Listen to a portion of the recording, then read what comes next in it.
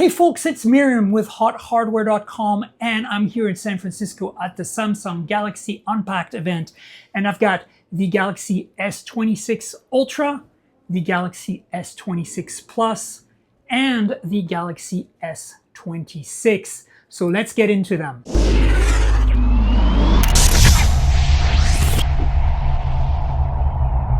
Okay, so the S26 Ultra is the big story here, obviously. It's a lot thinner at first, as you can see here. It is 7.9 millimeters instead of 8.2, and that makes a big difference. It does feel lighter as well, so that's pretty exciting. And notice, no more titanium. This entire phone is now made of aluminum with an aluminum frame. Yeah, so that's a big change, of course. But the biggest change, kind of the hero feature here, is the privacy screen. So this display here is the same Quad HD 6.9-inch display as before, but it has now got a new feature. And that feature is the ability to kind of hide the display when you look at it at an angle. And you can do that selectively at a pixel level, which is really, really cool. So I'll put some B-roll here so you can see. So yeah, that's the big story here. In terms of the rest of the specs, not too much has changed. There is a few differences though. The cameras have faster f-stops on the main and the telephoto, the 50 megapixel 5x telephoto. So faster lenses mean bigger aperture, means letting in more light, means better low light performance. And together with AI image processing, Samsung claims this makes a big difference. So, you know, of course, that 10 megapixel 3x telephoto still hasn't changed. The ultra wide 50 megapixel hasn't changed. The main sensor is still 200 megapixel with OIS. So that, again, the camera specs other than the f-stop haven't changed. You still get that 12 megapixel front-facing camera. It is a wider field of view at 85 degrees, and it does now the AI processing that it does on the rear cameras on the front cameras. Under the hood is a Snapdragon 8 Elite Gen 5 for Galaxy. This is, again, possibly spec bumped version. I don't know because, unfortunately, I didn't get specs for that.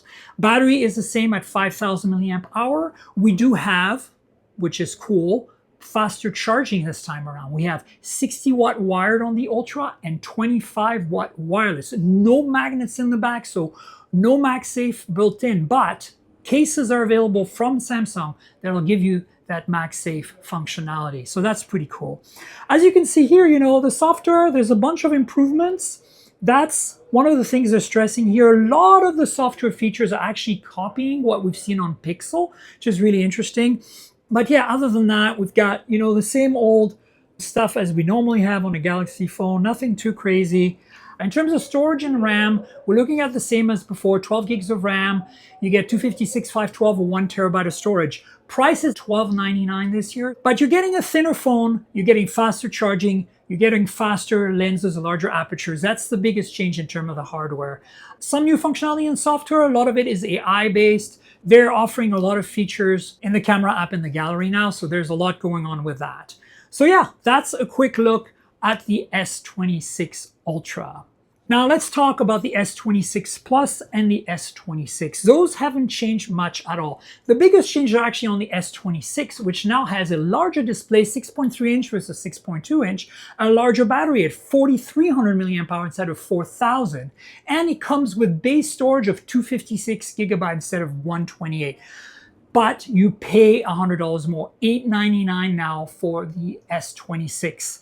The S26 Plus is pretty much identical to last year in terms of hardware, and it costs $1099. Now, the cameras are the same, the displays are the same other than the display size for the regular S26, but the Plus still remains at 4,900 milliamp hour. Faster charging speeds as well for this wireless charging. The S26 Plus has 45 watt wired and 20 watt wireless.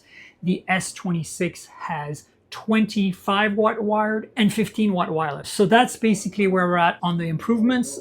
These phones are not thinner. They look a little thinner because of this new two-tiered camera pod, but they're basically the same hardware as last year. Of course, Snapdragon 8 Elite Gen 5 here. We also get Exynos in other markets. Worldwide, the S26 Ultra is a Snapdragon chip. It's the 8 Elite Gen 5.